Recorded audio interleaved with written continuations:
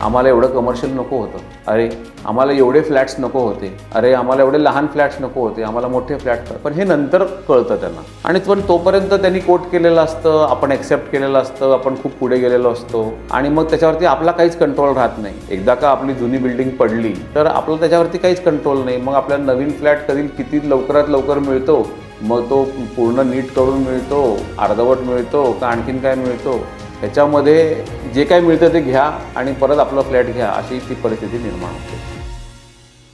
तुम्हाला स्टार्टिंगला कामदाच्या लोकांना हे कन्व्हिन्स करायला खूप वेळ लागलं की कसं, की त्या लोक ते म्हणजे कामदाचे लोक were receptive to this thought आणि पटकन झालं हे?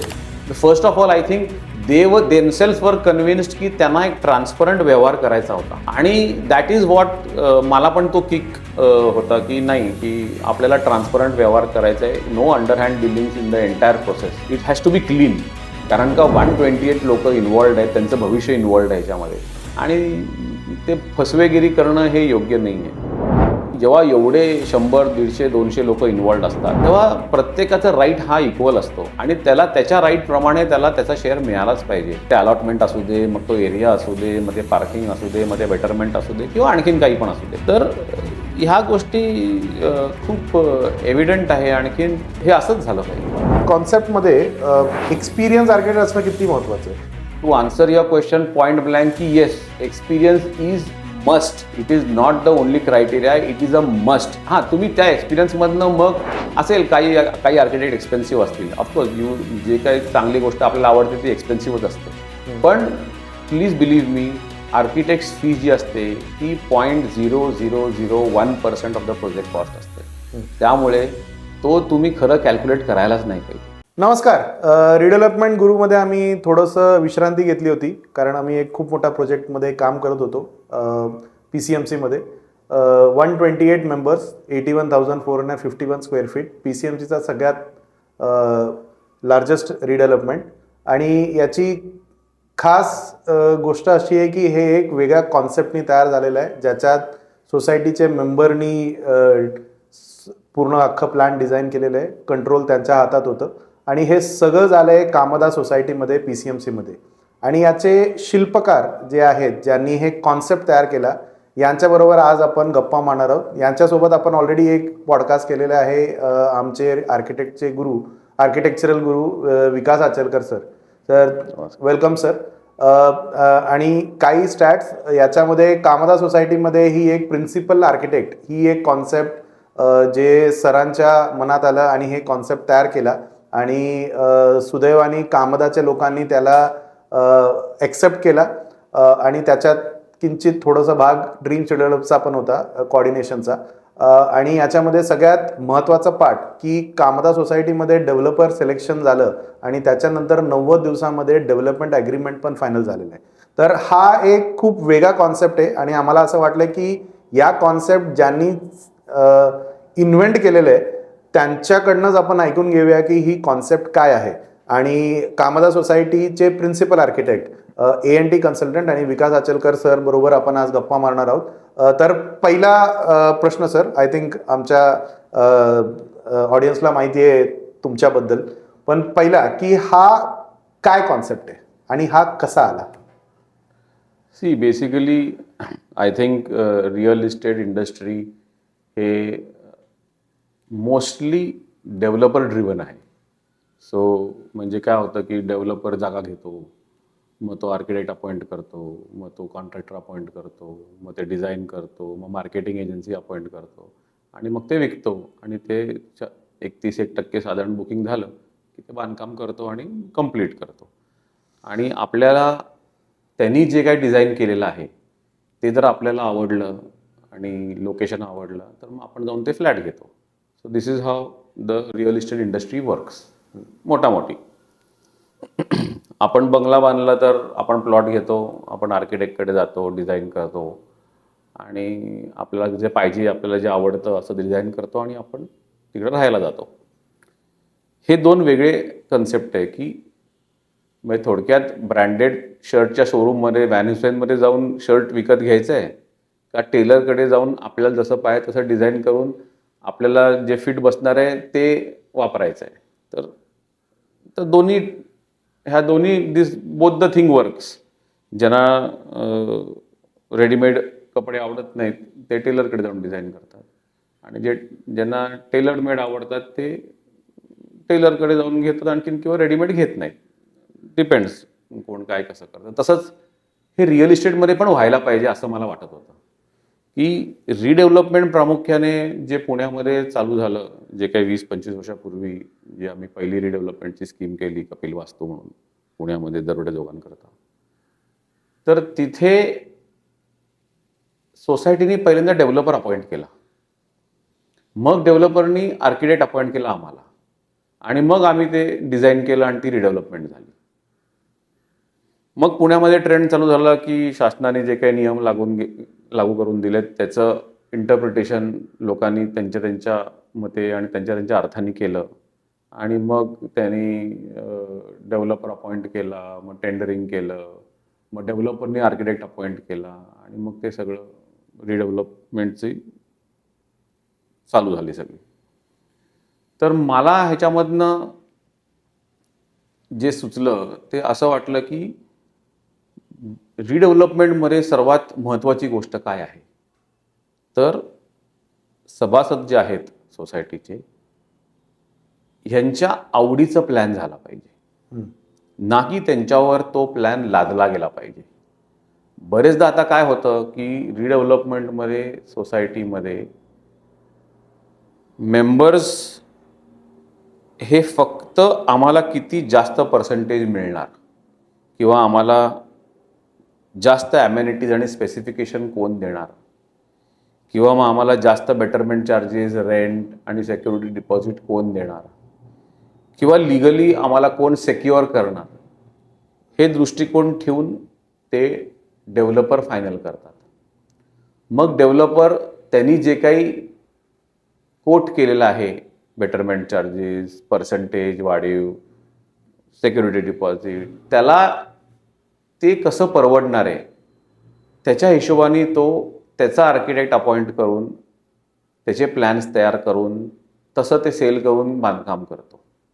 मग त्याच्यामध्ये बरेचदा सोसायटीना असं वाटतं की अरे आम्हाला एवढं कमर्शियल नको होतं, अरे आम्हाला एवढे फ्लॅट्स नको होते, अरे आम्हाला एवढे लहान फ्लॅट्स नको होते, आम्हाला मोठे फ्लॅट्स. पण हे नंतर कळतं त्यांना, शहाणपण तो. आणि पण तोपर्यंत त्यांनी कोट केलेलं असतं, आपण ॲक्सेप्ट केलेलं असतं, आपण खूप पुढे गेलेलो असतो, आणि मग त्याच्यावरती आपला काहीच कंट्रोल राहत नाही. एकदा का आपली जुनी बिल्डिंग पडली तर आपलं त्याच्यावरती काहीच कंट्रोल नाही. मग आपल्याला नवीन फ्लॅट किती लवकरात लवकर मिळतो, मग तो पूर्ण नीट करून मिळतो, अर्धवट मिळतो का आणखीन काय मिळतो, ह्याच्यामध्ये जे काय मिळतं ते घ्या आणि परत आपलं फ्लॅट घ्या, अशी ती परिस्थिती निर्माण होते. असे बरेचसे सोसायटीचं अर्धवटच पुण्यामध्ये आहेत की ज्यांनी डेव्हलपर अपॉइंट केलं आणि त्यांनी चुकीचं कोट केल्यामुळे किंवा तो पर्सेंटेज वॉरमध्ये गेल्यामुळे त्याला परवडलं नाही आणि त्यांनी ते सोसायटी अशीच ठेवलेली आहे. आणि ते बरेच लिगल एन्टँगलमेंट झालेत, आणखीन ते काही होत नाही आहे. मग ह्याच्यामध्ये सेफेस्ट मार्ग काय आहे, तर ह्याच्यामध्ये जो धोका आहे सोसायटींना तो असा आहे की एकदा का टेंडर पास झालं, एकदा का डेव्हलपर अपॉइंट झाला आणि एकदा का त्यांची एक्झिस्टिंग बिल्डरचा ताबा त्यांनी सोडला, तर त्यांचं तिकडे काहीच राहत नाही, कंट्रोल पण राहत नाही.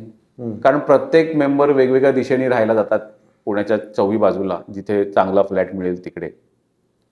आणि कन्स्ट्रक्शन चालू असतं ते जनरली ऑटो मोडवर जातं, आणि मग त्याचा जो काही निर्णय असतो की थोडंसं प्लॅन चेंज केलं का, कॉर्पोरेशननी सांगितलं चेंज करायचं का, मग आणि काय झालं, मग काय मार्केट सीन चेंज झालं, मग मला काय अडचणच आली, मग मी ते साईजच कमी केले, मग मी साईजच वाढवले, मी आधी बाल्कनी 6 मीटर सांगितली, मग ती 4 मीटर केली, मग आधी मी 12 मजले दाखवले पण आता मला 14 मजले करायचे आहेत, आणि मी FSI कार्व आउट करतो. अशा असंख्य गोष्टी घडत आहेत आपल्या आजूबाजूला, आपण दररोज बघतो.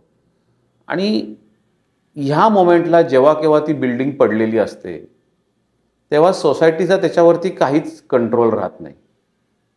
ते कंट्रोल सर्व जो असतो, रिमोट कंट्रोल, तो त्या डेव्हलपरच्या हातात असतो, आणि तो जसं ते फिरवेल तसं ते त्या दिशेने ते डिझाईन किंवा ती बिल्डिंग जात असते. मग अशा वेळेस जे मोठे सोसायटी आहेत किंवा इवन स्टँड अलोन बिल्डिंग आहे त्याचे मेंबर्स आहेत ना, दे फेल लेट डाऊन. म्हणजे त्यांना असं वाटतं की आता आपल्याकडे काहीच नाही, म्हणजे आपण काही सांगूच शकत नाही किंवा आपण फक्त सजेस्टिव्ह, म्हणजे आपण ओनर असून देखील फक्त सजेस्टिव्ह ह्या भूमिकेत जातो. बरेचदा तर माझा असा अनुभव आहे की माझ्याकडे बरेचसे सोसायटी मेंबर्स येऊन सांगतात की सर आमचे फोन पण घेत नाहीत. बरं, पूर्वी तर बिल्डिंग पडायच्या अगोदर एकूण एक फोन घेतला जायचे, आता तर त्यांचे स्टाफ पण फोन घेत नाही. बरं, आम्ही दिलेल्या सजेशन्सकडे काहीतरी थातूरमातूर कारण देऊन त्याला काहीतरी हातावेगळं केलं जातं. मग अशा कंडिशनमध्ये काय आपण करू शकू की जेणेकरून हे आपलं घर आहे, आपलं प्लॉट आहे आणि शेवटपर्यंत ते अगदी हँडओव्हर आपली चावी परत मिळेपर्यंत त्याच्यावरती आपला कंट्रोल राहील. तर मी म्हटलं हे काम तर आपण ऑलरेडीच करत होतो की जे बंगल्याचे क्लायंट येत होते की मला हा डिमार्केशन घ्या, माझा बंगला आहे, मला आता ते 4 तिकडे फ्लॅट्स करायचे आहेत, मला 4 फ्लॅट्स बांधून द्या. तर हाच प्रयोग आपण रिडेव्हलपमेंटमध्ये का नाही करू शकत? तर मग त्याच्यामध्ये सर्वात मोठा चॅलेंज मला आला की हे सोसायटी मेंबर्सना एक्सप्लेन करून सांगायचं की तुमच्या हातात शेवटपर्यंत कंट्रोल असणं हे किती गरजेचं आहे. म्हणजे काय आहे? तर तुम्ही मला प्रिन्सिपल आर्किटेक्ट म्हणून अपॉइंट करा. तुम्ही बिल्डरकडे पहिल्यांदा जायचंच नाही. सोसायटीनी प्रिन्सिपल आर्किटेक्ट म्हणून मला अपॉइंट करायचं. मी अगदी किरकोळ ॲडव्हान्सच्या रकमेमध्ये हे काम करायला तयार आहे, सोसायटीबरोबर 1.5-2 वर्ष थांबायला तयार आहे, असं मी त्यांना कॉन्फिडन्स दिला की तुम्हाला काय खूप, कारण त्यांना असं वाटतं की आर्किटेक्ट अपॉइंट करायचं म्हणजे खूप पैसे द्यायला लागतात की काय. तर ऑफकोर्स आहे, आर्किटेक्टचं काम खूप असतं त्यामुळे त्याला पैसे द्यावेच लागतात. पण because we are a big firm आणि आम्हाला ते परवडू शकतं आणि लास्ट 34 इयर्स आम्ही या व्यवसायात आहोत. तर मला असं वाटलं तर एक थोडंसं CSR ॲक्टिव्हिटी पण होतं की whatever you have learned in so many years you give it back to the society, आणि ते चांगल्या पद्धतीने. आणि बरेच काय झालेलं आहे आपल्याला ऐकायला मिळतं रिअल इस्टेटमध्ये की बरेचसे ब्रोकर मंडळी तयार झालेली आहे रिअल इस्टेटमध्ये आणि they are doing all wrong underhand dealings in all this redevelopment जमुरा जे चाललेलं आहे. की रिडेव्हलपमेंट म्हटलं तर सगळेजण एकदम सगळ्यांचे अँटिना एकदम ऑन होतात की there is lot of money involved आणि then they expect that lot of money will change hands. तर मग हे एक ट्रान्सपरन्सी ह्याच्यामध्ये कशी आणायची, कारण का 1-2 लोक असेल तर it is easy to do, but when there are so many people involved तर लोकांना एकामेकांवरती बरेचदा विश्वास नसतो. ते आपल्याला तो विश्वासाचं वातावरण तयार करावं लागतो. तर आम्ही हे पहिल्यांदा ठरवलं की let us go ahead and do this experiment, की एक ट्रान्सपरंट आपल्याला रिडेव्हलपमेंट तयार करायचं आहे. And Kamda people were very helpful in this आणि they accepted the idea wholeheartedly आणि 100%. I think only 1 member there was, but he was also not against the Kamada pattern. So let us call this as a Kamada pattern. आपण त्याला Kamada pattern म्हणूया या रिडेव्हलपमेंटला. तर या कामदा पॅटर्नला फक्त एकच माणसाचा विरोध उरला होता. तो सुद्धा त्याचा तात्विक विरोध होता. त्याला काही म्हणजे in fact he was the one who brought this pattern into place आणि त्यांनी म्हटलं की this is the right way to do the redevelopment. पण व्हॉट एव्हर. तर हे जे काही पद्धतीने जर काही आपल्याला पुढे जायचं आहे कामदा पॅटर्ननी, त्याच्यामध्ये सर्वात मोठा जो काही पॉईंट आहे तो म्हणजे the society members will first derive what they want to build. Then that requirement will be given to the principal architect for him to design the structure. How the structure will look, म्हणजे तो design काय होणार आहे, त्याच्यामध्ये additional area आपण feasibility report करून साधारण किती मिळू शकतो, बरं आपला आर्किटेक्ट वेल नोन आर्किटेक्ट आहे का, तो इतर खूप डेव्हलपरबरोबर काम करतो का, त्याला पुण्याच्या चोही बाजूला त्यांनी त्याचे कामं आहेत का, त्याला मार्केट कंडिशन्स माहिती आहेत का, त्यांनी केलेले फ्लॅट्स विकले गेलेले आहेत का, त्यांनी केलेलं प्रोडक्ट चांगलं आहे का, तो चांगल्या डेव्हलपर्सबरोबर काम करतो का, हे सगळं बॅकग्राऊंड चेक करून आणि एखाद्या एक्सपिरियन्स माणसाच्या हातात हे आपल्या सोसायटीचं जर काम आपण दिलं तर आपलं सोनं होतं का हे त्या सोसायटीनी बघितलं आणि कामदानी हे पटकन बघितलं आणि त्यांनी नुसतं ते नाही केलं तर त्यांना त्याची प्रचिती पण आली की जेव्हा डेव्हलपर अपॉइंट झाला तेव्हा ज्या वेळेस मला डेव्हलपरनी सांगितलं की आपल्याला असं अमुक चेंजेस करायचे आहेत कमर्शियल शॉप्समध्ये, आम्ही त्यांना सांगितलं की you are not to give us direct instructions. My client is Kamda society. तुमचं जे काही तुम्हाला सांगायचं आहे, इन्स्ट्रक्शन आहे, तुम्ही सोसायटी कमिटीबरोबर हे करा, डिस्कस करा आणि let the instruction come from the society to the architect and then I will incorporate. हेच जर का बिल्डर असला असता माझा क्लायंट तर त्यांनी मला सांगितलं असतं आणि मी करून टाकलं असतं, सोसायटीला कोणी विचारलंच नसतं. तर ह्या कंडिशनमध्ये माझ्या असं लक्षात आलं की अशा प्रकारे जर आपण काम केलं तर सोसायटी मेंबरच्या इच्छेप्रमाणे आपण प्लॅन करतोय, मार्केट कंडिशन्स आपण सोसायटीला समजून सांगतोय आणि त्यांना सांगतोय की असे प्लॅन्स तयार करू की तुम्ही पण सॅटिस्फाय व्हाल आणि उद्या मार्केटला जेव्हा डेव्हलपर ते फ्लॅट विकेल ते फ्लॅट पण विकले गेले पाहिजे, त्यामुळे ते फ्लॅट पण विकले जातील. आणि कंट्रोल जो आहे प्रोजेक्टचा, जरी तुमची बिल्डिंग पडली उद्या तरी डेव्हलपर परस्पर डिसिजन घेऊ शकणार नाही, कारण का आर्किटेक्ट तुमचा आहे. तुम्ही जो काही निर्णय घ्याल आणि आर्किटेक्टला सांगाल तेच डेव्हलपरकडे जाईल, कारण का सँक्शनिंग सुद्धा तुमचा आर्किटेक्टच करणार आहे. त्यामुळे all is well, the control is with the society. They are happy with what ever design they have selected. They are happy with what ever flats allocation that they have selected on their own. They are happy with all the parking layout, that parking plan that they have selected on for themselves. And the developer is also happy when he comes into the picture ki boss, I don't have any problem. The allotments are done, the parking allotments are done, the sanctioning, the planning is done, the elevation is done.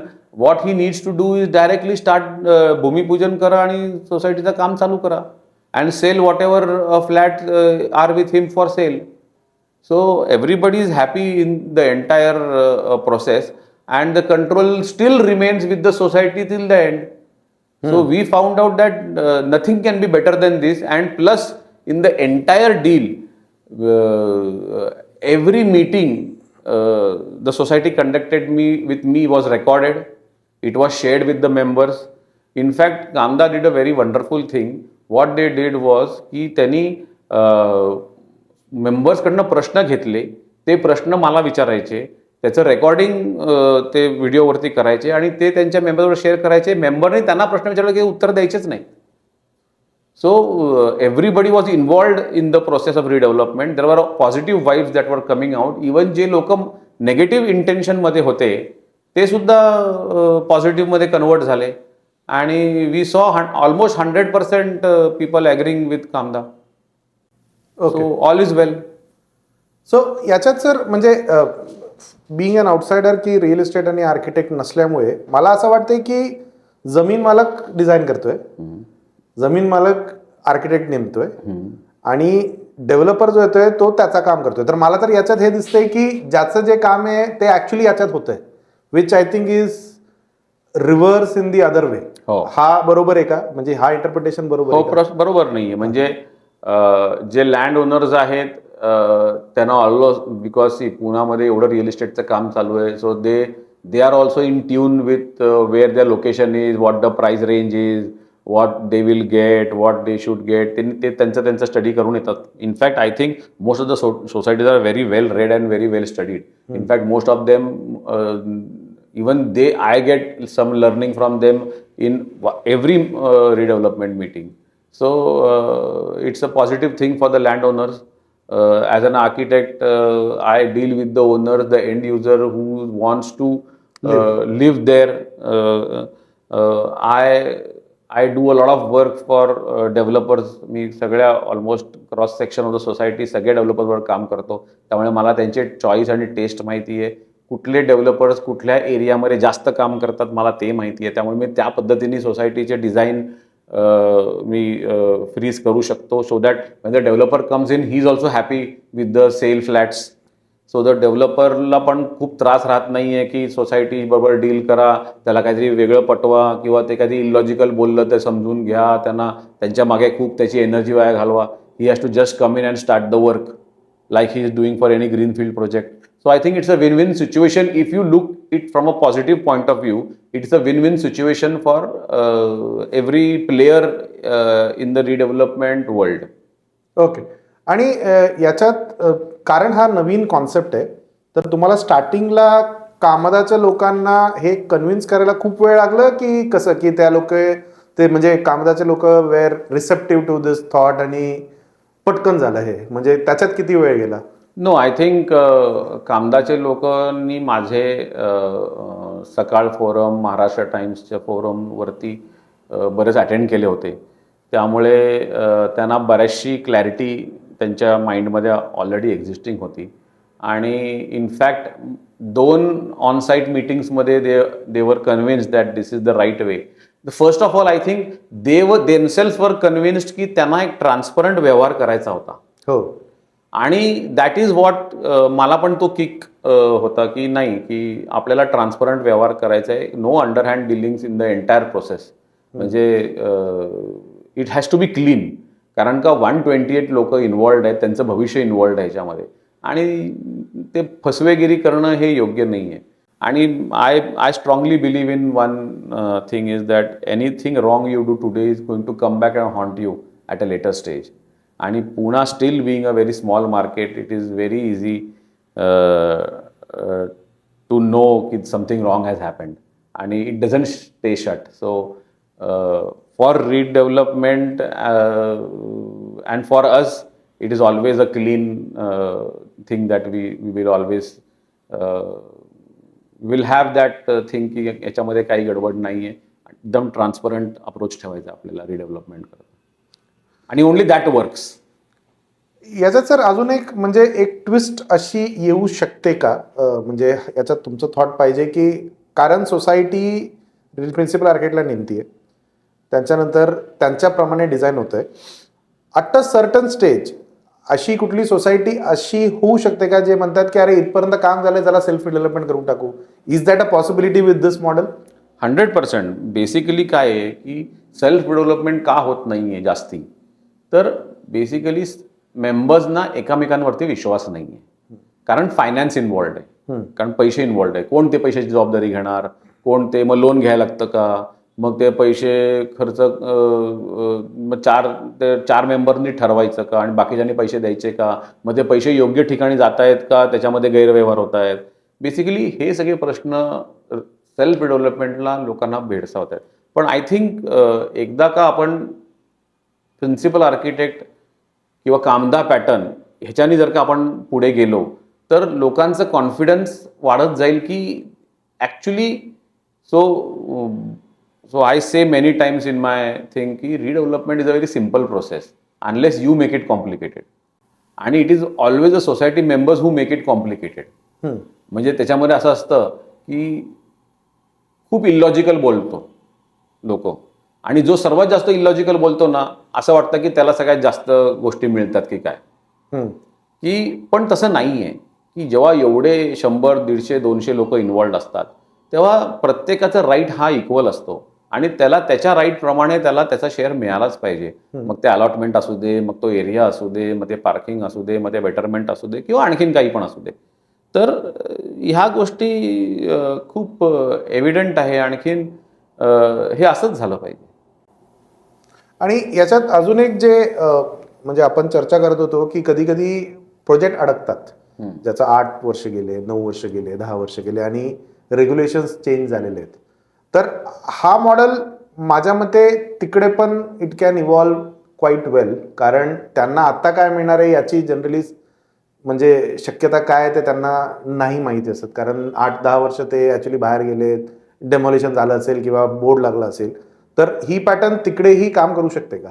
हो 100%. माझ्या मते in fact जे अडकलेले societies आहेत, see what happens is there is, परत तुम्हाला आणखीन एक सांगतो की there is nothing such thing in real estate that की हे होणार नाही, असं कधीच नसतं. प्रत्येक गोष्टीला मार्ग असतो, प्रत्येक गोष्टीच्या प्रॉब्लेमला सोल्युशन असतं.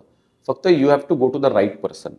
म्हणजे आणि ह्याच्यामध्ये एकच गोष्ट काम करतं, ते म्हणजे एक्सपिरियन्स.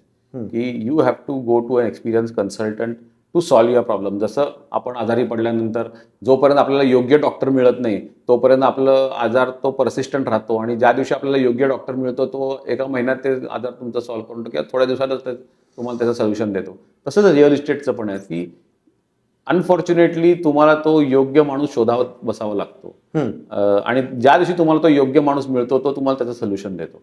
तर मला असं वाटतं की जर का नियम बदलले, परवडत नाहीये, डेव्हलपरला एक्झिट करायची आहे पण तो सोडत नाहीये, मग आमचं अर्धवटच झालेलं आहे, मग जास्त कोट करून ठेवलंय, मग दुसऱ्याला काय करायचं, या सगळ्याला लिगल सोल्युशन्स आहेत, आर्किटेक्चरल सोल्युशन्स आहेत, स्ट्रक्चरल सोल्युशन्स आहेत, कन्स्ट्रक्शन सोल्युशन्स आहेत.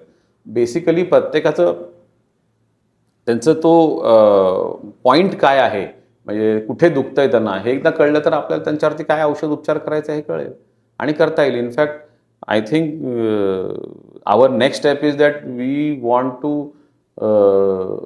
Put this with the forum, redevelopment forums, की असे जे अडकलेले सोसायटीज आहेत आपण त्यांना जास्त मदत करून त्यांना बाहेर काढू याच्यातनं. तर या कॉन्सेप्टमध्ये एक्सपिरियन्स आर्किटेक्ट असणं किती महत्त्वाचं आहे? की म्हणजे 1 वर्ष 2 वर्ष हा होऊ शकतं की experience is the major crux principal आर्किटेक्टच्या कॉन्सेप्टमध्ये? सी लाईक ऑल कन्सल्टंट्स, म्हणजे आपल्याकडे प्रायमरीली आपण कन्सल्टंट कोण कोण असतात की आपण डॉक्टर असतो, आपलं CA चार्टर्ड अकाउंटंट असतो, आपला ॲडव्होकेट असतो आणि आपला आर्किटेक्ट असतो. तर जसं आपल्याला उद्या हायकोर्टात जायचं असेल तर आपल्या लोअर कोर्टचा ॲडव्होकेट आपल्याला चालत नाही, आपण तिथे सिनियर काउन्सिल अपॉइंट करतो, किंवा सुप्रीम कोर्टात जायचं असेल तर तिथे आपल्याला सिनियर काउन्सिल अपॉइंट करतो. तर ते एक्सपिरियन्स बघूनच करतो ना, आणि आपली खिशा बघून करतो की आपल्या पर्सला काय परवडतं. म्हणजे आपल्याला तो सिनियर काउन्सिल 3 लाखाचा चालतो का, 5 लाखाचा चालतो का, 10 लाखाचा चालतो का, 20 लाखाचा चालतो, किंवा उद्या आपल्याला समजा हार्टचं ऑपरेशन करायचं असेल, आपल्याला काय ओपन हार्ट सर्जरी करायची असेल, तर जे काही सर्जन्स अवेलेबल आहेत आज पुण्यामध्ये, किंवा कोण चांगलं आहे, कोणी किती जास्त सर्जरी केलेली आहे, कोणाचा सक्सेस रेट किती आहे, कोण किती चार्ज करतं आणि कोण काय करतं, तर हे सगळं आपण स्टडी करून आपण एक डॉक्टर फायनल करतो, एक ॲडव्होकेट फायनल करतो, किंवा आपल्या इन्कम टॅक्सला काय अडचण असेल तर आपण त्याच्या अपीलमध्ये जातो, तेव्हा कोण वेगळा CA आपण ड्राफ्टिंगला घेतो का.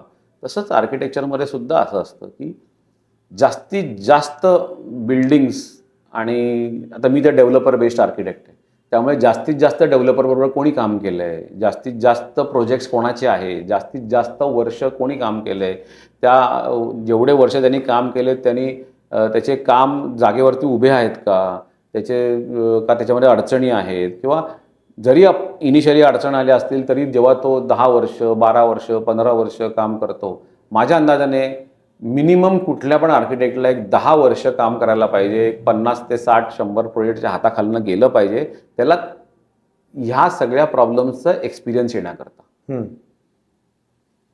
त्यामुळे to answer your question point blank की येस, एक्सपिरियन्स इज मस्ट.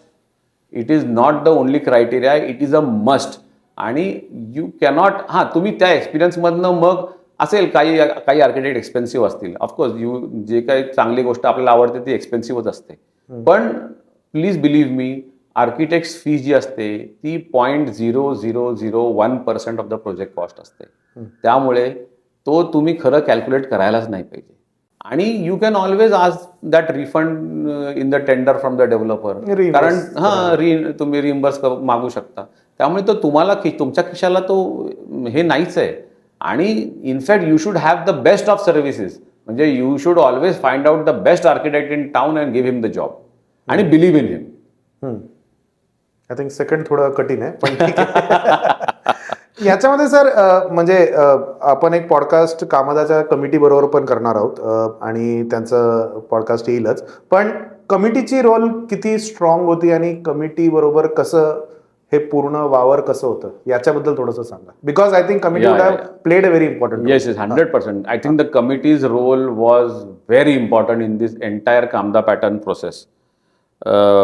एक एक्झाम्पल देतो मी की आमच्याकडे जेव्हा ते डेव्हलपर शॉर्टलिस्ट झाले तेव्हा मी त्यांना सांगितलं की आपल्याला त्या सगळ्या डेव्हलपर्स बरोबर मीटिंग करायची.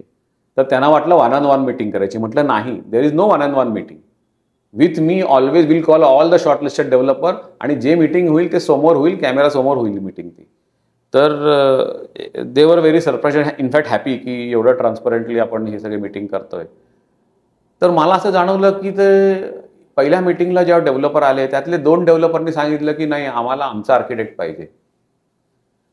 एक डेव्हलपर तर त्याचा आर्किटेक्ट घेऊन आले होते आणि ते म्हणाले नाही, हे आमचे आर्किटेक्टच आमचं काम करणार. तर but there the Kamda members took a very stern stand आणि ते सांगितलं की नथिंग डुईंग. तुम्ही तुमचा आर्किटेक्ट आणलाय इथपर्यंत ठीक आहे, तुम्ही तुमच्या ॲडवाईस करता त्याला वापरा, पण कामदाचा आर्किटेक्ट जे आहेत ते अचलकर सरच आहेत, ANTच आहे आणि they will only do the job. If you don't agree with this terms and condition you may not continue with us आणि तुम्ही ह्या प्रोसेसमधनं बाहेर जाऊ शकता. So they were very firm on their approach की नाही, the architectural job is going to only ANT consultant. So I am really very thankful to them की त्यांनी हा स्टँड घेतला. इनफॅक्ट त्यांनी मला विचारलं की सर ते असे म्हणतात तर आपण काय करायला पाहिजे. तर मी त्यांना म्हटलं हे बघा, त्यांना जर का त्यांचा आर्किटेक्चरल प्लॅन दाखवायचा असेल आपल्याला तर आपण ओपन आहोत, आपण बघू शकतो. So any good suggestion in the interest of the project is always welcome. तर मग का वेलकम नसावं. जर का त्यांनी काहीतरी चांगलं आपल्याला सजेस्ट करणार असेल तर आपण ते घेऊया. पण सँक्शनिंग आणि प्लॅनिंग हे आपणच करणार. वी कॅन इन्कॉर्पोरेट द्या सजेशन. कारण का कसं आहे, शेवटी आज मी कामदा सोसायटीच्या मेंबर्स करता हा प्रोजेक्ट डिझाईन केलेला आहे, मी त्यांच्या रिक्वायरमेंटनी डिझाईन केलेला आहे. तर डेव्हलपरला असं वाटू शकतं की मला सेल पॉईंटनी तुम्ही हा डिझाईन केलेला नाही आहे, पण तसं नाही आहे. ते मी डेव्हलपरचाच आर्किटेक्ट आहे. मी आत्तापर्यंत ऑलमोस्ट 3000 प्रोजेक्ट म्हणजे 22 कोटी स्क्वेअर फूट हे डेव्हलपर्स करता डिझाईन केलेलं आहे. ते बिल्डिंग्स उभे आहेत आणि त्याचं कम्प्लिशन झालेलं आहे आणि कम्प्लिटेड प्रोजेक्ट्स आहेत सगळे. तर मला माहिती आहे डेव्हलपर्सना काय आवडतं, काय लागतं, मार्केटमध्ये काय विकलं जातं, कुठे काय विकलं जातं. त्यामुळे आय नो दॅट. त्यामुळे I have already taken care of that. तर प्लॅन्स बघितल्यानंतरच ते सगळे डेव्हलपर म्हणाले की अरे सर ये तो बेस्ट प्लॅन आहे, एकदम फर्स्ट क्लास आहे, आमको कुछ प्रॉब्लेम नाही, आप ये कंटिन्यू करो. इनफॅक्ट त्याचा जो आर्किटेक्ट आला होता तर तो माझा बॅचमेटच होता. तर तो हसायला लागला. तो म्हणाला की तरीच त्याच्या क्लायंटला सांगितलं की अरे विकास है तो कुछ प्रॉब्लम नहीं है, अपने को जो भी सजेशन है अपन उनको दे देंगे, वो इनकॉर्पोरेट कर लेंगे, आप डरो मत, और जो भी है अगर लगेगा तो मैं इंटरव्यून कर दूंगा. तो he was also very happy. But Kamda was point blank, they said nothing doing, architect हा आमचाच असेल. याच्यामध्ये सर म्हणजे एक आहे की कंट्रोल आहे. फ्लेक्झिबिलिटी किती असते की म्हणजे फॉर एक्झाम्पल सोसायटीनी काही सांगितलं की आम्हाला हे प्लॅन पाहिजे आणि डेव्हलपरचा उद्देश असतो विकण्याचा आणि सोसायटीचा उद्देश असतो राहण्याचा किंवा रेंटल द्यायचा. तर या कॉन्सेप्टमध्ये जर डेव्हलपरनी काही चेंजेस मागितले तर हा प्लॅन फ्लेक्झिबल असतो का तेवढं की हा ते आपण इन्कॉर्पोरेट करू शकतो आणि किती फ्लेक्झिबिलिटी असते त्याच्यात? साधारणतः जेव्हा शेवटचे 3 डेव्हलपर ते शॉर्टलिस्ट झाल्यानंतर शेवटचे 3 डेव्हलपर जेव्हा फायनल होतं तेव्हा आपल्याला पर्सेंटेज माहिती असतं. त्यामुळे आम्ही काय करतो, आम्ही हायेस्ट पर्सेंटेजला प्लॅन करून टाकतो आणि ते कुठल्या पण पर्सेंटेजला कमी किंवा आणखीन थोडंसं जास्त पर्सेंटेजला मॉडिफाय होईल असं त्याच्यामध्ये प्रोव्हिजन ठेवतो. ओके. म्हणजे समजा उद्या 90% आम्ही प्लॅन तयार केला आहे आणि वोटिंग बिटिंग सगळं करून 95% समजा फायनल झालं, तर ते 5% जो एस्कलेशन असतो तो आम्ही सोसायटीला सांगतो की आयदर ते तुम्ही कॅश आउट करून घ्या तुमच्या कॉर्पसमध्ये, तुमच्या डॉक्युमेंटमध्ये, किंवा मग मी तुमचे एरियाज वाढवून घेतो, किंवा तुमचे बेटरमेंट चार्जेस असतील किंवा तुमचे सेक्युरिटी डिपॉझिट असेल त्याच्यामध्ये आपण ते वाढवून घेऊ. म्हणजे कुठेतरी ते ॲडजस्ट करू येतं ते 5% आणि प्लॅन्स तेच मेंटेन करू. नाहीतर आपण त्यांना सांगतो की एक काम करूया, तेवढे फ्लॅट्स आपण सोसायटीच्या नावाने घेऊया आणि ते नंतर लास्टला विकूया आणि त्याचे जे काही पैसे येतील तुम्ही सोसायटीच्या कॉर्पसमध्ये ते ऍड करून घ्या. So there are different ways to look at it. पण normally we will leave lot of leverage in the plans. आम्ही प्लॅन्समध्ये त्याचं लेव्हरेज ठेवतो की जसं मेंबरने जसं कामदारांनी सांगितलं की नाही ते आम्हाला आमच्या पर्सेंटेजमध्येच पाहिजे, तर आपण ते पर्सेंटेज म्हणजे इनफॅक्ट कामदाचं असं झालं की 85%ला त्यांनी डेव्हलपर फायनल केला आणि आपण प्लॅन्समध्ये डेव्हलपरना चेंज पाहिजे आहे प्लॅन्समध्ये म्हणून तो 89%ला आपण त्यांना एक्सेप्ट करायला लावला. So now Kamda, despite of 85% finalizing a developer, are getting 89%, 4% more. And also माझं पहिल्यापासून आग्रह होता की सोसायटीच्या नावाने आपण बँकवेट हॉल करायला पाहिजे ज्याच्यातनं सोसायटीला इन्कम तयार होईल. तर ऑलमोस्ट 12 कोटी रुपयेचं बँकवेट हॉल आणि कम्युनिटी सेंटर हे कामदाला 89%च्या व्यतिरिक्त त्यांच्या नावाने सोसायटीच्या नावाने 12 कोटीची प्रॉपर्टी तिकडे तयार होणार आहे. So this is a huge त्यांचं मेंटेनन्स कमी की त्यांना आयुष्यभर income. So Kamda will be one of those rare societies who will pay rent to their members which income they will generate from that community hall. तिकडे बरेच गोष्टी करता येतील त्यांना. तिकडे योगा हॉल म्हणून देता येईल त्यांना, बँकवेट्स म्हणून वापरता येईल, बर्थडेज करता, आणखीन काय लग्न कार्य करता, सगळं. There are so many uses that the banquets can happen. So म्हणजे 89% मिळणं आणि वर 12 कोटीची प्रॉपर्टी मिळणं is a big thing. Right. Normally लोकांनी पैसे वाटून मोकळे झाले असते. So I am very happy with Kamda because we have return the goodness to the society आणि they are so very happy. The entire society is very happy about it. मी actually त्या पर्सेंटेजकडे येणार होतं, म्हणजे कारण हा आकडे दर्शकांना समजायला खूप बरं पडेल. इनिशियल फिजिबिलिटी किती होती सर? इनिशियल फिजिबिलिटी जी आम्ही सांगितली होती ती 65% म्हटलं तर मॅक्स टू मॅक्स 65%च्या वरती जाणार नाही. हा, आणि बिकॉज ऑफ द डिझाईन पहिले तर 3 लोकांमध्ये 85 गेली आणि एंडला 89 आली. सो म्हणजे हे प्लॅन करून principal architect was that one of the attribute for increase in the percentage? No. See I think you and me both आपण त्यांना सांगितलं होतं की तुम्ही 65च्या वरती गेला तर तुम्ही डेंजर झोनमध्ये जाता. See real estate is all about calculations. So my calculation tells me की 65-70% शेवटी कुठला पण डेव्हलपर एक 25% प्रॉफिट हा एक्सपेक्ट करणार आहे त्याच्या ओव्हरऑल टर्नओव्हरमध्ये. तर आम्ही तिकडे काय त्यांना सांगितलं डेव्हलपर्सना की तुम्ही तुमचं कन्स्ट्रक्शन कॉस्ट तुमच्या financial so that is was only financial presentation. Financial प्रेझेंटेशनमध्ये तुम्ही कन्स्ट्रक्शन कॉस्ट तुम्ही तिकडे द्या की तुम्हाला काय कन्स्ट्रक्शन कॉस्ट येणार आहे आणि तुमची प्रॉफिट पर्सेंटेज काय आहे. तर ज्या लोकांनी जास्त पर्सेंटेज कोट केलाय त्यांनी कमी प्रॉफिट पर्सेंट तिकडे ऑटोमॅटिकली कोट केलंय. किंवा जर त्यांनी जास्त कोट केलं असतं तर आम्हाला कळलं असतं की हे काहीतरी चुकलंय, ह्याचं काही होत नाहीये. So it is all about figures. आणि फिगर्स एकदा मॅच झाले तर जे डेव्हलपर त्यांनी सिलेक्ट केलं तर त्यांचं प्रॉफिट पर्सेंटेज कमीच होतं. तर आम्ही त्यांना विचारलं ना प्रश्न. आम्ही त्यांना म्हटलं की तुम्ही एवढा कमी प्रॉफिट पर्सेंटेजवर कसं करणार, म्हणजे इट इज नॉट ॲडवायझेबल. कारण आपल्याला उद्या 3 बजेटला समोर जायचंय. उद्या जर प्राईस राईज झालं, आणखीन काय झालं तर ते प्रोजेक्ट स्टॉल होईल. तर ते म्हणाले की बेसिकली मला त्यांचं जे काही म्हणणं आहे ते पटलं. ते म्हणाले की वी आर बेसिकली कॉन्ट्रॅक्टर्स आणि त्यामुळे आमचं कॉन्ट्रॅक्टरचं प्रॉफिट आणि आमचं डेव्हलपरचं प्रॉफिट जर आम्ही टॅली केलं तर ते आम्हाला जे प्रॉफिट अचीव्ह करायचं ते आम्ही अचीव्ह करतो. आणि प्लस कामदा आम्हाला अशा करता इकडे करायचं आहे कारण का Kamda is our showcase in PCMC and we will get more work showing Kamda. आणि हे सगळ्यात मोठा प्रोजेक्ट आणि हा सगळ्यात मोठा प्रोजेक्ट आहे आणि त्या एरियामध्ये चिंचवडमध्ये तो प्रेस्टिजियस प्रोजेक्ट आहे.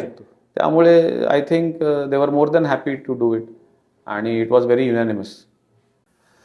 सर याच्यामध्ये टीम कशी होती, म्हणजे टीम फॉर्मेशन कसं होतं, म्हणजे प्रिन्सिपल आर्किटेक्ट आणि बाकीचं टीम बद्दल आणि ते हे कसं सांगड घातलं त्याच्याबद्दल थोडंसं माहिती द्या. सी बेसिकली कामदावाल्यांना हे लक्षात आलं की सगळ्या कन्सल्टंट म्हणजे आर्किटेक्ट, लॉयर आणि CA ह्याच्यावर कोऑर्डिनेट करण्याकरता चिंचवडवरनं पुण्याला येणं वगैरे was not a easy job. But I am really very happy that they did it relentlessly. म्हणजे त्यांनी 2 वर्ष त्यांचे चेअरमन राहुल भिरंगी सर, आणखीन देवरे सर, त्यांनी म्हणजे ॲब्सोल्युटली स्वतःचं घरचं कार्य असल्यासारखं हे सगळं काम केलं. दे वर ऑलवेज अवेलेबल अँड स्वतः येऊन ते बसून, इवन आजसुद्धा ते स्वतः येऊन ऑफिसमध्ये बसून आमच्या टीमबरोबर बसून सगळं काम करतात. तर ते त्यांना लक्षात आलं की एवढं कोऑर्डिनेशन आपल्याला शक्य नाही आहे. म्हणून मग त्यांनी मला विचारलं की काय करायला पाहिजे. तर मी त्यांना सांगितलं की now really you will understand the need of a project management consultant. तर that is where you came in.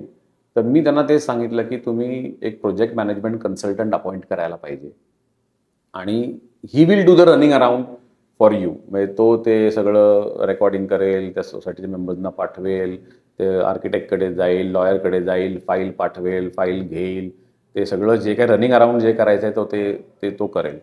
तर त्यांना ते पटलं आणि मग त्यांनी तुला अपॉइंट केलं आणि that is Wien you came in. मग त्यांनी लॉयर अपॉइंट केला आणि आपल्या नशिबाने आपल्याला चांगले लॉयर मिळाले, ज्यांनी वेळ दिला. ते सोसायटीमध्ये जाऊन बसायचे, तिकडे जाऊन त्यांनी ते सगळ्यांचे जे लँड रिलेटेड त्यांचे जे काही टायटल होतं आणि त्यांचे फ्लॅट रिलेटेड टायटल होतं, हे दोन्ही त्यांनी एकदम एफिशियंटली आणि इफेक्टिव्हली सॉल्व्ह करून टाकले. आणि ऑफकोर्स CA तू स्वतः असल्यामुळे वेगळा CA काही अपॉइंट करायची गरज नाही. त्यामुळे सगळ्यात बेस्ट पार्ट काय झाला ह्याच्यामध्ये की I didn't work as a broker, you didn't work as a broker, and even our lawyer didn't work as a broker. Sir लॉयरचं नाव पण सांगून टाका. Dhairyasheel Khaire Patil, advocate Dhairyasheel Khaire Patil. Believe me, he was such a soft spoken guy. आणि basically सर्वात महत्त्वाचं काम काय आहे लॉयरचं, तर त्यांनी वेळ दिलं पाहिजे प्रत्येक मेंबरला. कारण प्रत्येक मेंबरची अडचण, त्याचे पेपर्स हे वेगळं असतं आणि त्यांनी त्याला योग्य त्याला जस्टिस दिलं पाहिजे, हे त्यांनी दिलं. आणि मला वाटतं खूप रेकॉर्ड टाईममध्ये त्यांनी तो जागेचा टायटल आणि प्रत्येक फ्लॅटचं टायटल करून टाकलं. तो I think hats off to his work and of course hats off to your work, की ते चॅलेंज, ते टेंडर्स करायचं, प्रत्येकाची उत्तरं द्यायची. तो हे जे सगळे एकामेकाचं जे कोऑर्डिनेशन आहे ना, आणि वी ॲज अ टीम आपण जे काही कोऑर्डिनेशन आपलं एकदम परफेक्ट होतं आणि एक कोऑर्डिनेटेड इम्पॅक्ट जो काही which help saved the time was very evident in the entire Kamda pattern. तर आणखीन of course everybody had a very transparent approach to it. आणि दॅट इज वॉट मला वाटतं made the difference for the people who are opposing redevelopment in Kamda. म्हणजे त्यांना खूप impress झाले आणि मग त्यांना कळलं की नाही, ते सगळं ट्रान्सपरंट व्यवहार होतोय. And then everybody pitched in आणि I think we have a wholesome impact now. So this is how it worked. याच्यामध्ये सर एक प्रश्न म्हणजे आपल्याला आलेला आहे आणि ते थोडंफार लोकांना शंका वाटते. विकास आचलकर सर किती टाइम देतात त्याच्यात आणि किती टाइम दिलंय? कारण लोकांना कधी कधी असं वाटतं की अरे विकास सर आहेत, टाइम देतील का, ते फोन उचलतील का, अवेलेबल असतील का, आपल्याशी बोलतील का. बाय द वे ते तर कामदा सोसायटीचे कमिटी मेंबर बरोबर पॉडकास्टमध्ये ते पण बोलणारच आहेत. पण तुमच्याकडनं ऐकून म्हणजे आय थिंक बरं वाटेल लोकांना की तुम्ही किती वेळ देता याच्यात आणि किती दिला आहे. सी, मला एकदम क्लॅरिटी या गोष्टीची की redevelopment in the Kamda pattern is my baby and I want to raise my baby in the right manner. म्हणजे मला त्याला ना योग्यरित्या त्याला वाढवायचं आहे. त्यामुळे मला वेळ देणं भागच आहे. आणि एक तो सोशल कॉज पण आहे. मी सांगितलं तुला की रिडेव्हलपमेंट माझ्याकरता हा सोशल कॉज आहे. कारण का माझं commercial architecture we are doing extremely well. आमच्याकडे एवढं काम आहे की इथे तोंड वर करायची पण आम्हाला वेळ नाही आहे. पण मला आणि मनोजला, म्हणजे माझा पार्टनर जो आहे मनोज तातुसकर, आमच्या दोघांना पण हे एकदम क्लॅरिटी आहे की एक सोशल कॉज करायला पाहिजे ह्याच्यामध्ये आणि आपली त्याच्यामध्ये इन्व्हॉल्वमेंट पाहिजे. कारण शेवटी CSR ॲक्टिव्हिटी आर्किटेक्ट म्हणून मी करणार काय. तर रिडेव्हलपमेंट हे टोटली CSR करू शकत नाही, कारण का it's a lot of time आणि इट्स अ, पण तरी सुद्धा जेवढं करता येईल तेवढं आपण करायला पाहिजे. आणि we should, the society members should have smile on their faces. So what what gives me the most kick is that the society मेंबर्सच्या चेहऱ्यावर स्माईल आहे, एक समाधान आहे त्यांच्याकडे की येस आपण we have not been cheated आणि आपल्याला जे मिळायचं होतं त्याच्यापेक्षा खूप जास्त मिळालंय. हे जे समाधान चेहऱ्यावरती जेव्हा जेव्हा दिसतं ना तेव्हा I think it is very wholesome आणि इट इज व्हेरी रिलॅक्सिंग आणि that is what gives me more energy to give more time. Of course कामदानी पण ते एक्सपिरियन्स केलं, तू पण एक्सपिरियन्स केलं की I make it a point to return all the phone calls. I may not pick it up probably but I will return it the same day. Committee मेंबर्सचं तर मी टाळतच नाही, घेतोच मी. पण I think I have a big team. हे माझी मोठी टीम आहे आणि माझ्याकडे रिडेव्हलपमेंट करता वेगळी टीम आहे जे फक्त रिडेव्हलपमेंटचं काम करतात. तर सगळं ग्राउंड वर्क आहे, सगळं प्रिपरेशन ते करतात आणि I come and hit the last hammer करतो आणि ते होतं. आय थिंक वेळ द्यावाच लागतो आणि वेळ मी देतोच आणि I think Kamda people will tell it more effectively की मी वेळ देतो का नाही. तर सर या कॉन्सेप्टमध्ये पुढे काय अजून म्हणजे असे आपण पिच करतोय तर पुढे अजून कुठले प्रोजेक्ट्स आहे जे या पॅटर्न मधून चालणार आहेत? आय थिंक शेवटचं last week I think we have freezed State Bank of India Bibewadi. So it's State Bank Nagar. हां State Bank of State Bank Nagar. हां State Bank Nagar in Bibewadi. I think it is more than 300 members and more than 10.5 lakh square feet. So they are also very impressed with this Kamda pattern and I was very happy की कामदाचे chairman आणखीन secretary त्या दिवशी तिकडे आले, Rahul sir आणखीन ते त्यांचे treasurer आले, विवेक आले तिकडे आणि त्यांनी एक्सप्लेन करून सांगितलं. And see people were impressed. State bank नगरचे people were impressed and they thumpingly they voted for us. So I think that we are doing. Kailash Society was a pitching project. That is again more than 10 lakh square feet. So tikde we are doing tikde पण I think more than 250 plus members आहे. Then we are doing one Gururaj Nagar on main Satara road. It is again 15 lakh square feet. Again more than 300 members there. So we are doing that. Then we are doing one Gajalakshmi Society in Sahkar Nagar, which is again about 7 lakh square feet. तिथे पण more than 200 members आहे. Neptune Society is what we are doing in Kalyani Nagar. So Neptune is I think the second society that we had done.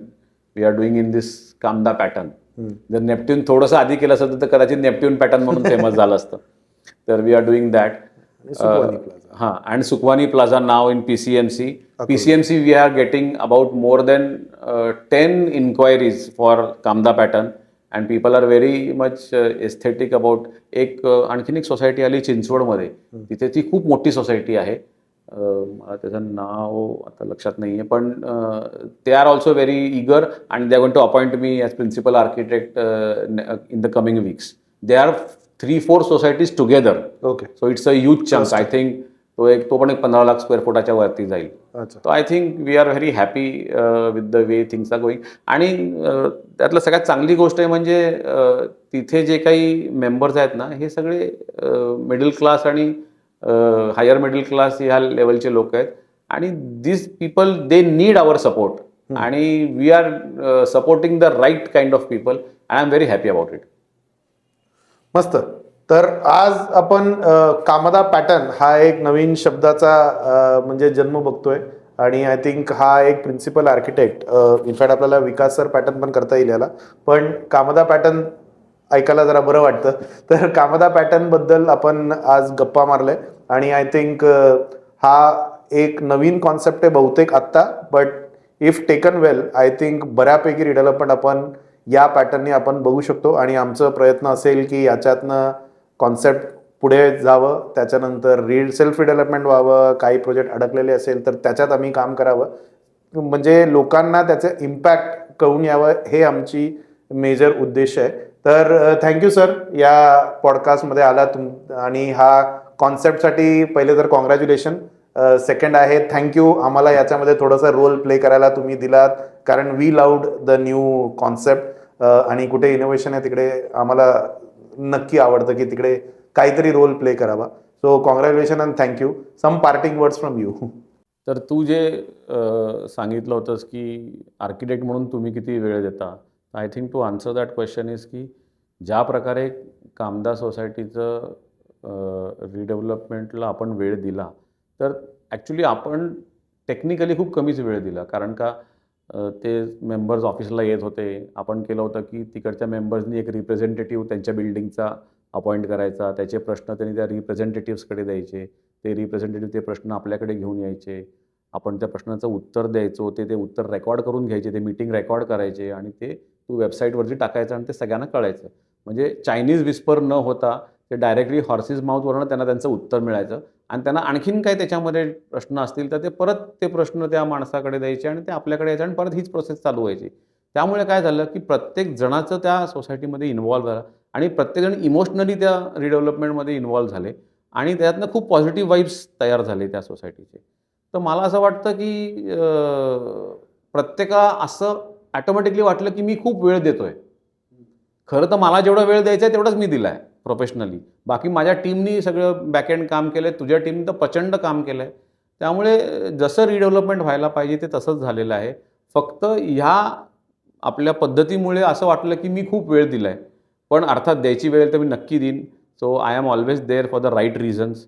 उगाच प्रत्येकाचे phone करून उत्तर देणं हे possible नाही आहे मलासुद्धा, कारण का I am also busy with my work. पण येस, जर का सोसायटीला प्रायोरिटी जर का मला आलं की सोसायटी आहे का ग्रीनफील्ड प्रोजेक्ट आहे, तर मला ऑप्शन आहे, कारण Manoj is handling greenfield project. माझा नेफ्यू आहे, तो पण आर्किटेक्ट आहे. In fact he is passed out from Singapore and he is joined us. तो आहे, he is handling the greenfield project. त्यामुळे मला त्यांनी रिडेव्हलपमेंट करता माझं रान मोकळं सोडलेलं आहे आणि माझ्याकडे रिडेव्हलपमेंट हा एकमेव पोर्टफोलिओ सध्याला तरी आहे. आणि I think we are good to do another 50-60 societies if we want. So hopefully this pattern has seen success up till now and it will be very successful in the coming future. मला फक्त एवढंच सांगायचं आहे की fortunately for us all the right minded people have teamed with us आणि that is what has showed the result. So of course ते आपल्याबरोबरच करायला पाहिजे असं काही नाही आहे. मी सगळ्यांना सांगतो आहे की तुम्ही तुमच्या ओळखीचा, तुमच्या आवडीचा, तुमच्या रिसर्चनी तुम्ही शोधलेला एक्सपिरियन्स माणूस शोधा. मग तो प्रोजेक्ट मॅनेजमेंट कन्सल्टंट असेल, प्रिन्सिपल आर्किटेक्ट असेल आणि तुम्ही करा. तुम्हाला त्याच्यात काय अडचण आली तर my doors are always open. I am there to help you in any way possible. आणि मी द इंडियन इन्स्टिट्यूट ऑफ आर्किटेक्टचा पुणे सेंटरचा चेअरमन आहे.